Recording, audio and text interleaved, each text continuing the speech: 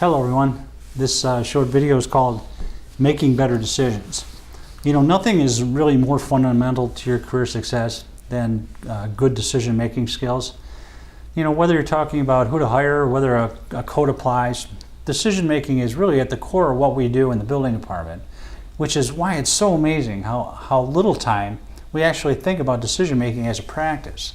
You know, we're so busy that many times we seem to just react and make a quick decision as opposed to actually thinking about as much as we possibly should. Here are four very practical tips designed to make you a more effective decision maker. You know, first, before you make any decision, ask yourself, is this decision truly important, or is this just something I have to get done? You know, I refer to this as the 80-20 rule. 80% of the decisions we make, that I make, just relate to things that we need to get done. They're usually relatively less important and not of real strategic importance. The 20% includes decisions pertaining to the most important and vital people, tasks, and projects that you face. These are going to be the biggest drivers of your future success. And if you don't think through the 80-20, you risk over-investing time in decisions of lesser importance and under-investing time in the important decisions. Next, once you have determined the importance of your pending decisions, you know, think about the head and the gut.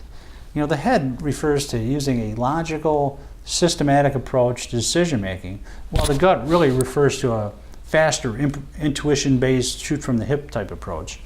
You know, generally speaking, the gut is safer for decisions in the 80%, and the head is better for the decisions in the 20% group. You know, we all have a tendency to use intuition too much, you know, because we're so busy, and therefore we make a lot of decisions from the gut. You know, the problem is the gut can be very, very biased, you know, based on past decisions.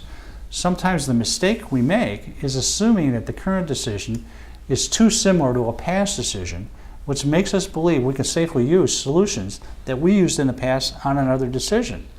You know, when in doubt, rethink your assumptions and start thinking about how this new decision may be unique or different than the one you were initially comparing it to.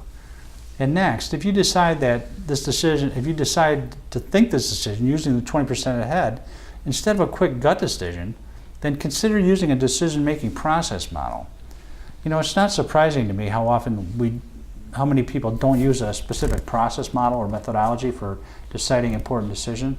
You know, time is money. Let's go. Let's get it done. You know, this decision really needs to be made now. You know, right now. We're always behind, right? And when I say model, I mean a thought-out methodology for making a serious decision. Here's a version of a very simple four-step model. Okay, first you define the problem. That's obvious. Generate the alternatives. Evaluate the options. Execute the decision. There are many easy-to-use models like this. I found that one on the web. These will help you avoid missed assumptions and premature decisions. Therefore, it may be helpful to use a predefined model. You know, often these models can be customized for your needs. You know, most folks, have these models in their head rather than a written format. They're not going, okay, let's evaluate the option.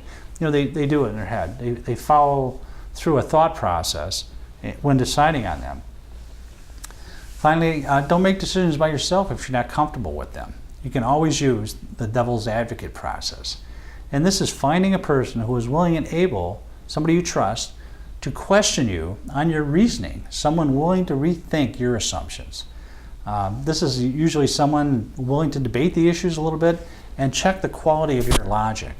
A devil's advocate is always useful, assuming you have the time, but they are particularly useful for big decisions, the 20%ers. So don't be afraid of a little honest debate. Generally speaking, these processes can increase the quality of your decisions. Few things are as fundamental to your career as good decision making. And I want you to start being a little more careful. Think through the importance of any given decision. Think through the use of intuition versus a systematic or model decision making process. Understand there is a value to using decision making processes, even if it's one you made up on your own. And know that there can be a value to using the devil's advocate process too. If you do, soon enough, you'll be on your way to making more thoughtful and effective decisions. Thank you.